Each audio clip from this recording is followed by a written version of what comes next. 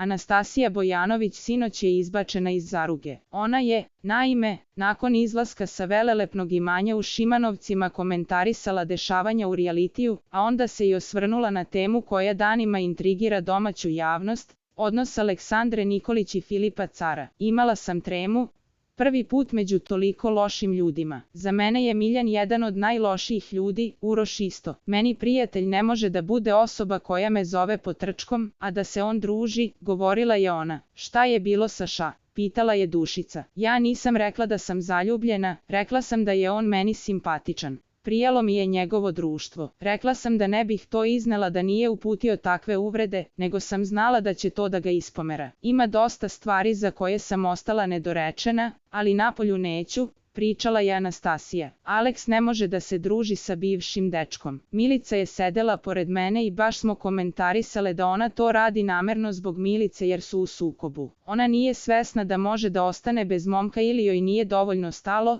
ali tu ipak ima neke hemije, govorila je ona o odnosu Milice, Cara i Aleks. Maja Bilal, pitala je voditeljka. Ona čeka Bilalovu grešku, on nju više voli, rekla je ona.